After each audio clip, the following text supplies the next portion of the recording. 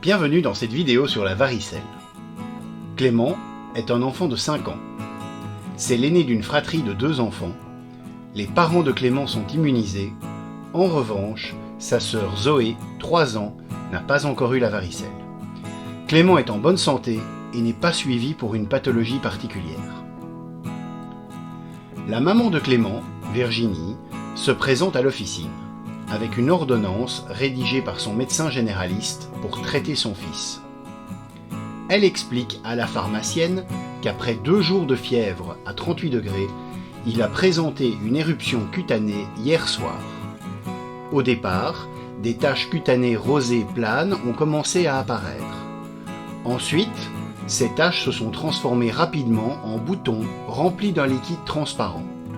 Ces derniers sèchent en 2 jours et laissent place à une croûte. Les lésions cutanées sont apparues par vagues successives. Elles ont commencé en premier sur la nuque, et puis sur le thorax. Ce sont ensuite les membres et le visage qui sont touchés. Les paumes des mains et des pieds sont épargnées. Il a très mal dormi car il souffre de démangeaisons intenses. Consulté ce matin pour ses symptômes, le médecin a diagnostiqué une varicelle.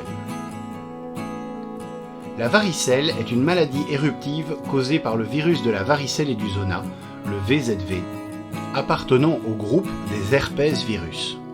C'est un virus qui se propage facilement et dont la transmission, strictement interhumaine, se fait soit par inhalation de gouttelettes émises par un sujet infecté par la varicelle qui éternue, tousse ou parle, il s'agit là du mode de transmission le plus fréquent, soit par contact direct avec les vésicules et les lésions d'un malade. Les lésions sont contaminantes jusqu'au stade de croûte qui est atteint habituellement en 5 à 8 jours après le début de l'éruption. Soit encore par passage transplacentaire au cours d'une varicelle chez la femme enceinte. Les manifestations cliniques peuvent se décrire chronologiquement en 3 phases successives. Tout d'abord, la phase d'incubation qui est silencieuse et dure en moyenne 14 jours. La période d'incubation est le délai entre le début de la contamination et tous les premiers symptômes. Le patient n'aura pas de symptômes pendant cette période. S'ensuit la phase d'invasion du virus durant 24 à 48 heures. Elle donne parfois lieu à des signes annonciateurs appelés prodromes, tels que la fièvre modérée, des maux de tête et éventuellement des douleurs abdominales. Enfin, la phase éruptive, l'éruption évolue par poussées successives, entraînant la coexistence de lésions d'âge différentes, macules, vésicules et croûtes, et dure 10 à 12 jours. La période de contagiosité de la varicelle commence lors de la phase d'invasion et se poursuit jusqu'à ce que les lésions en soient au stade de croûte. Les croûtes finissent par tomber au bout d'1 semaine sans laisser de cicatrices en l'absence de grattage. À la fin de l'éruption, contrairement aux maladies classiques, rougeole, rubéole ou grippe, le virus n'est pas éliminé. Il migre le long des nerfs et gagne les ganglions nerveux où il reste au repos. À l'occasion d'un stress, d'une baisse de l'immunité, en particulier chez la personne âgée, ou d'une infection, le virus peut à nouveau migrer le long des voies nerveuses et provoquer une éruption de vésicules localisées sur le trajet du nerf, par exemple sur le thorax ou l'œil. Il s'agit du zona. La varicelle est généralement bénigne, avec une guérison spontanée en 14 jours environ, mais des complications peuvent survenir dans 2 à 4% des cas. La complication la plus fréquente est la surinfection bactérienne. Elle concerne 1 à 4% des varicelles et touche principalement les enfants âgés de moins de 5 ans. Il s'agit souvent d'un impétigo. Rarement, on observe une infection des tissus mous sous forme d'abcès sous-cutané. Les surinfections graves, comme la fasciite nécrosante, sont exceptionnelles. Les germes les plus souvent incriminés sont le Staphylococcus aureus et Streptococcus pyogenes. Il est à noter que ces surinfections sont favorisées par le grattage, la prise d'anti-inflammatoires non stéroïdiens, l'emploi de poudre ou l'application de crème ou de pommade sur les lésions, car cela favorise la macération et la surinfection. Il peut aussi y avoir des complications neurologiques. La plus fréquente est l'inflammation du cervelet, appelée cérébellite, qui survient dans 1 cas sur 4000. Elle entraîne notamment des troubles de l'équilibre, mais d'évolution bénigne la plupart du temps. Elle survient entre le 8e et le 10e jour de l'éruption. Plus rare, l'encéphalite. Cette inflammation de l'encéphale survient également quelques jours après l'éruption cutanée. Elle entraîne des maux de tête, des troubles de conscience et des convulsions pouvant évoluer vers un coma. C'est la complication neurologique la plus grave et la plus mortelle. Elle touche surtout les nourrissons de 6 mois à 1 an. Dans de rares cas, une pneumopathie varicelleuse peut survenir 1 à 6 jours après l'apparition des vésicules, surtout chez les enfants de moins de 6 mois ou les enfants immunodéprimés. Elle se manifeste et se traduit par une forte toux sèche qui devient progressivement grasse avec émission de crachats contenant du sang, des difficultés respiratoires et une fièvre élevée.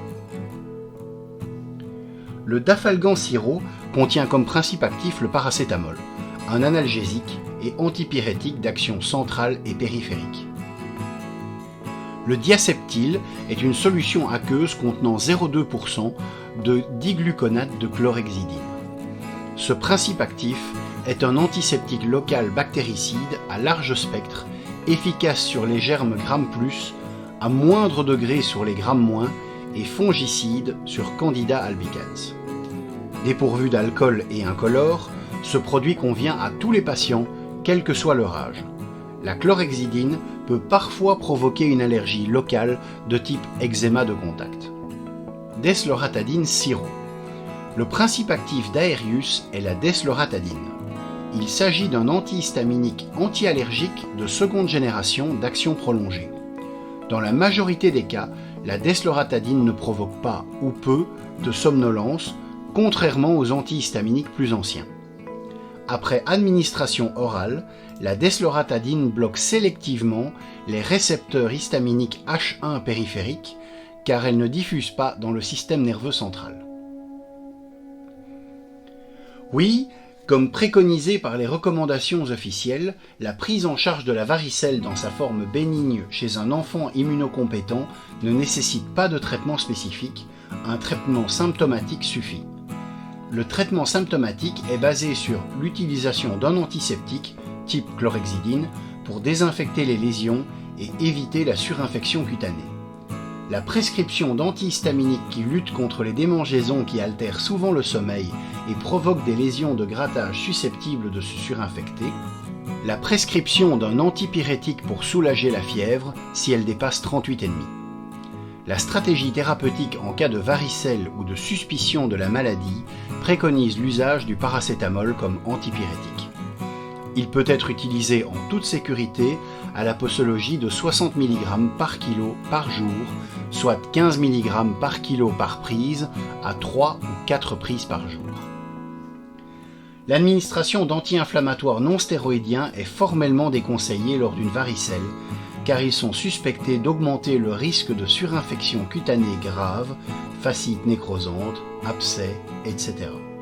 L'aspirine, quant à elle, est contre-indiquée chez le nourrisson ou l'enfant en cas de varicelle, car elle favorise le syndrome de Rey.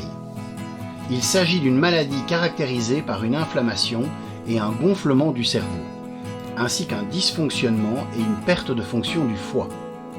Les premiers symptômes sont des vomissements violents et des convulsions. Ce syndrome est mortel dans 1/3 des cas. La prise en charge des formes graves du sujet immunocompétent et de la varicelle chez l'enfant à risque de complications, nouveau-né, immunodéprimé, nécessite une hospitalisation avec isolement du patient, un traitement antiviral par acyclovir par voie intraveineuse et un traitement symptomatique. L'acyclovir est un analogue nucléosidique qui bloque la réplication du virus et empêche ainsi sa dissémination. Les médicaments prescrits ne présentent pas d'interaction médicamenteuse entre eux. Par contre, l'association du diaceptyle à d'autres antiseptiques ou savons est déconseillée car leurs effets risquent de s'annuler. Il convient donc de rincer abondamment l'enfant après la douche avant d'utiliser l'antiseptique.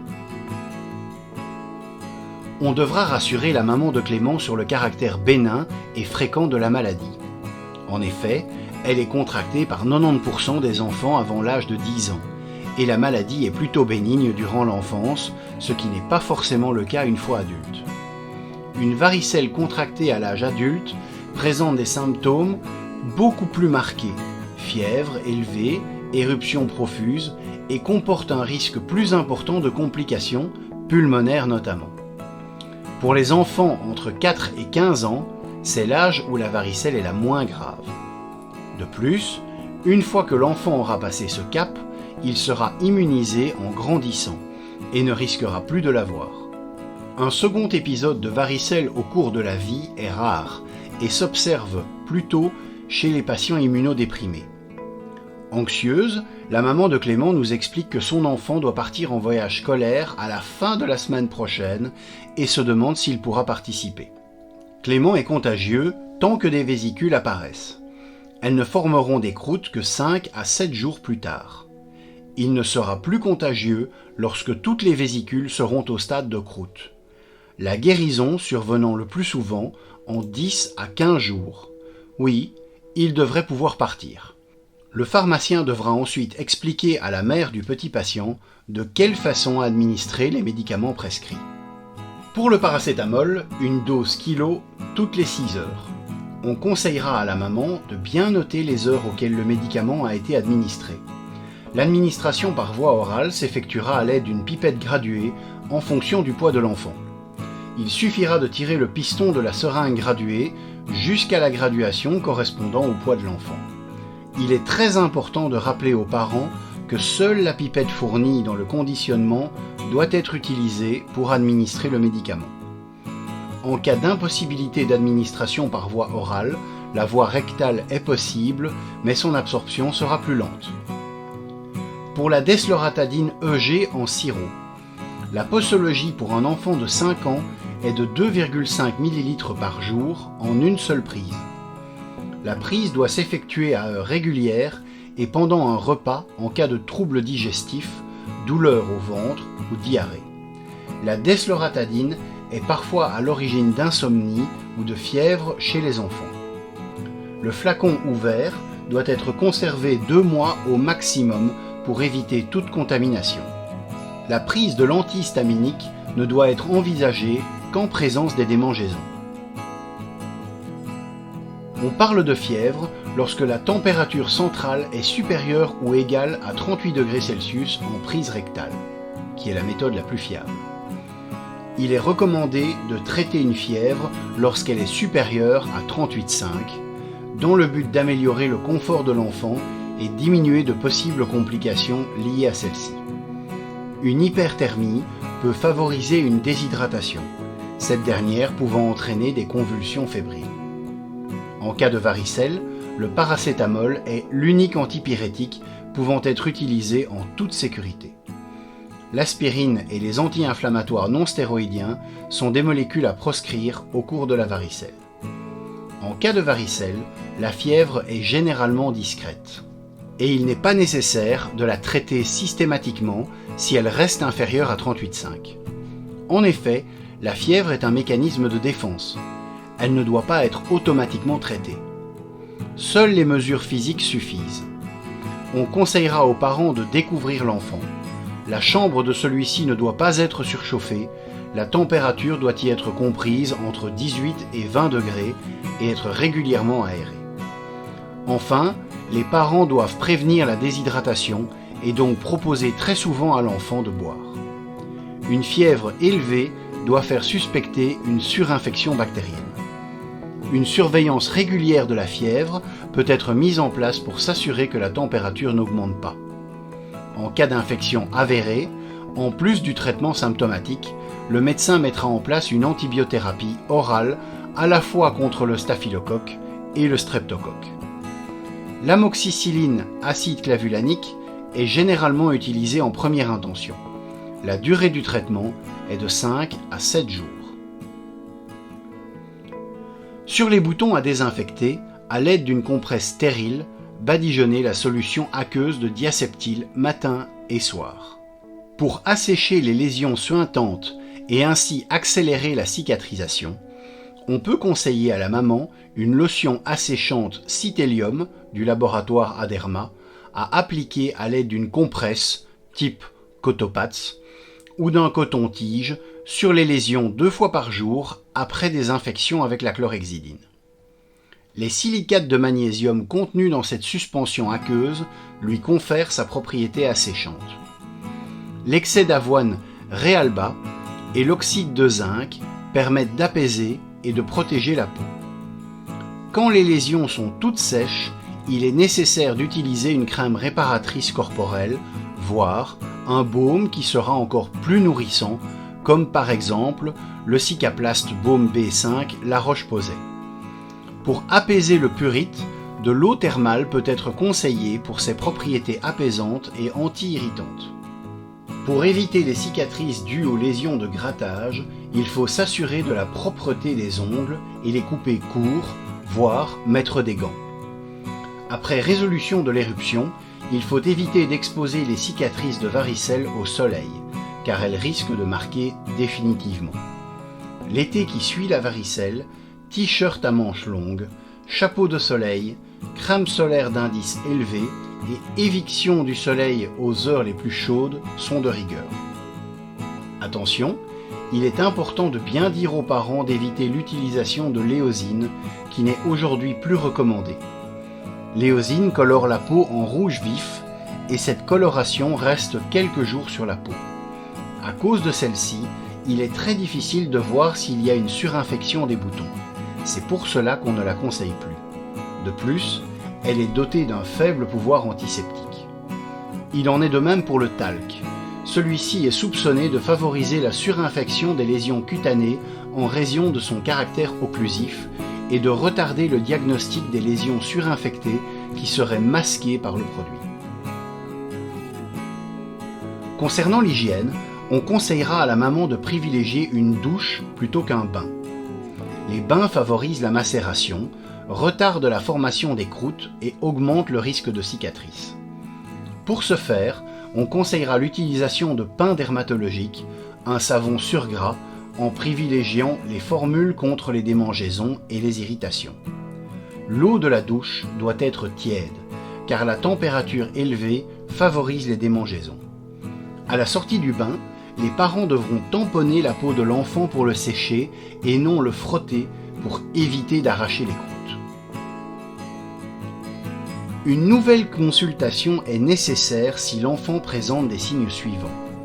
Une fièvre élevée ou persistante au cours de la varicelle doit faire suspecter une surinfection bactérienne, surtout si elle ne s'accompagne pas d'une poussée éruptive. Des signes cutanés inhabituels.